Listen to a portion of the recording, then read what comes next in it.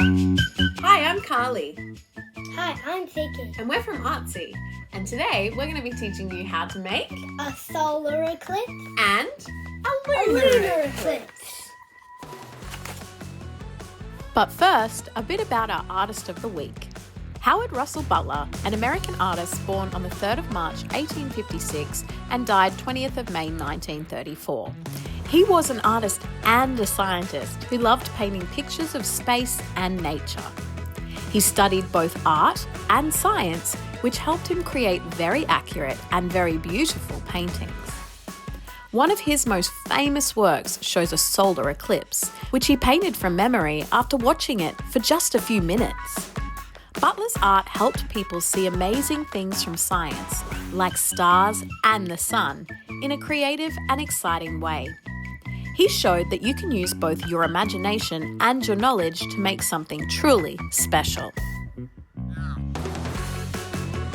For this project, you will need chalk pastels, a circle template, black card, white pencils, paper towels for blending, white acrylic paint for stars, brushes to do the splatter effect, and some sort of fixative spray to keep it all in place when you're done.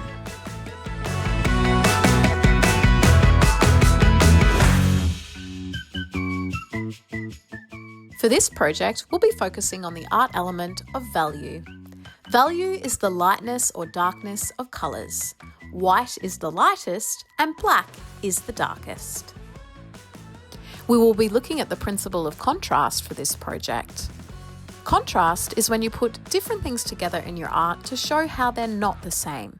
For example, using light and dark colours or big and small shapes to make parts stand out.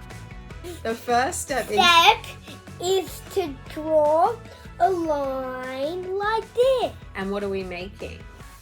We're making the moon. To trace the moon, use a circle template to lightly draw a circle in the centre of your black card with a white pencil. This is the moon blocking the sun during the eclipse. Oh wait, but what's an eclipse? Well, a solar eclipse happens when the moon passes between the sun and Earth, blocking the sun's light and casting a shadow on Earth, making it look like daytime is turning into nighttime. There are a few different types of solar eclipses.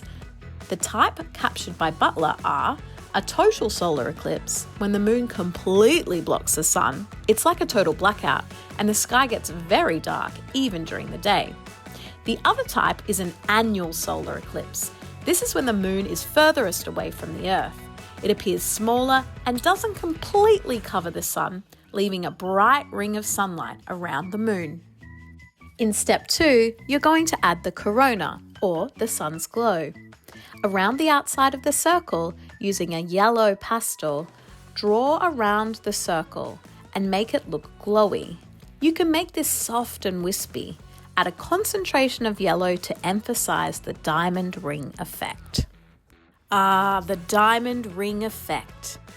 This effect is seen during total and annual solar eclipses. It's a special moment that happens just before the moon completely covers the sun or just as it moves away.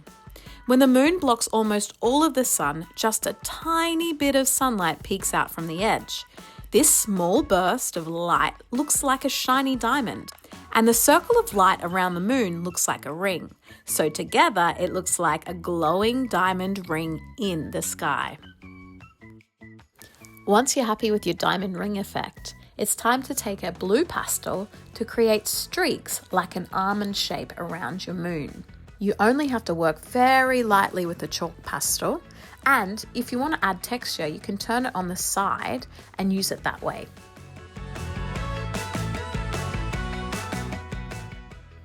You may like to add white here to create that element of value, showing the shades of colour changing.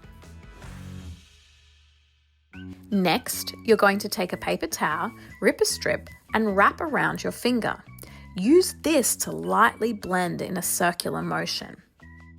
You can see here how Ziggy is keeping his moon covered with a plate to stop pastel spilling in.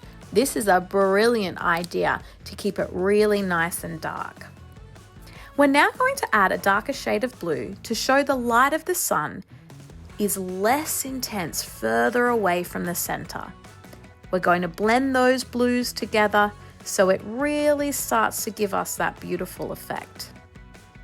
At this stage, you can add extra elements and details with white and yellow to intensify that halo of sunlight. And this is where your artwork is going to be completely your own. You can see between Ziggy and I, we have two very different images, but they both look equally awesome. Nice job, Ziggy! And that is our first solar eclipse. Are you ready for our next project? Let's try a lunar eclipse this time. What is a lunar eclipse?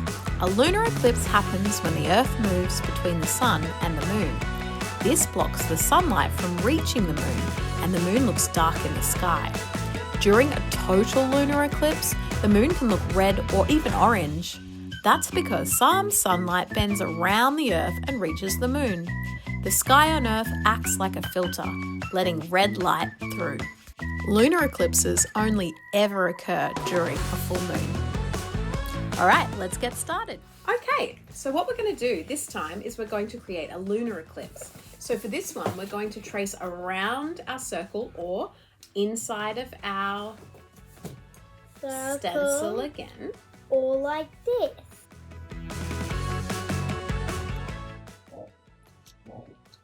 But this time, we're working inside.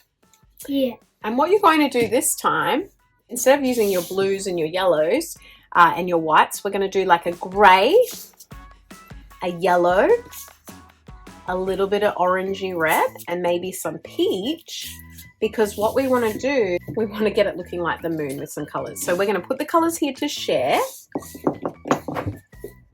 and then we're going to see how we go. So for the lunar eclipse, instead of going around the outside, we're now going inside with our different pastels. So you can see what I'm doing here is I am starting to shade. So I'm going to go from my greys, my whites, down through my reds and oranges and yellows. And I'm only doing half of my moon. So I'm sort of following the outline and doing like a C shape with each of my colors here. And as I do that, it's going to create like a mini rainbow. And with that rainbow, I can start to blend.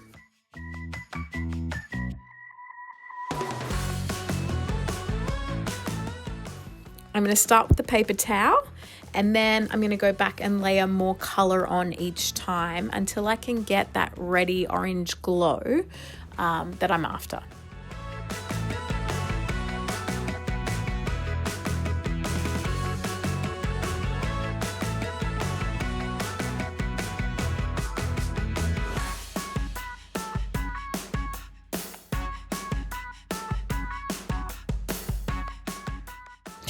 So what you'll see is that I eventually start using my finger, and I think for this little project here, it seems to give a better effect.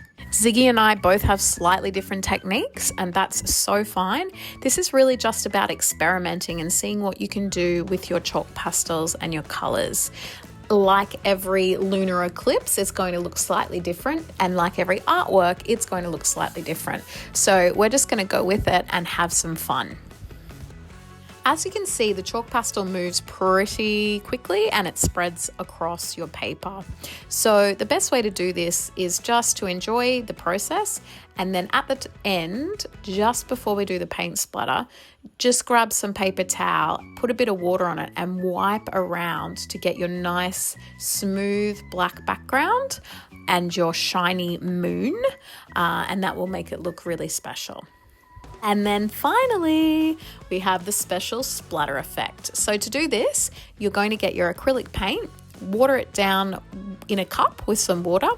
You're going to get a little bit on your brush, and then with a second brush, you're going to hold the first brush over the top of your artwork and tap away.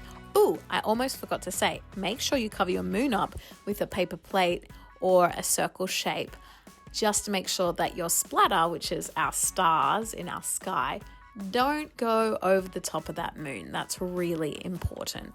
This might be a step that you do with a friend or an adult to help you, just so that one person can hold your little circle and the other can do the splatter. So here we are. We're going to do this one as well. So Ziggy's going to grab the paint. He's going to tap nice and low, not too far away from. He's going to get it nice and close to his artwork.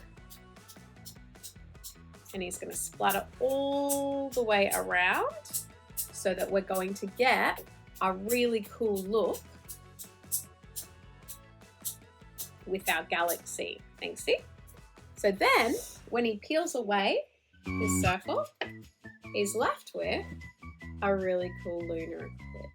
I think you'll agree that this is a pretty cool technique, and both of these artworks really go to show different aspects of eclipses, and I think they pay homage to Howard Russell Butler in a pretty awesome way. I think he'd be pretty happy with what we've done. How'd you go? Love to see your work.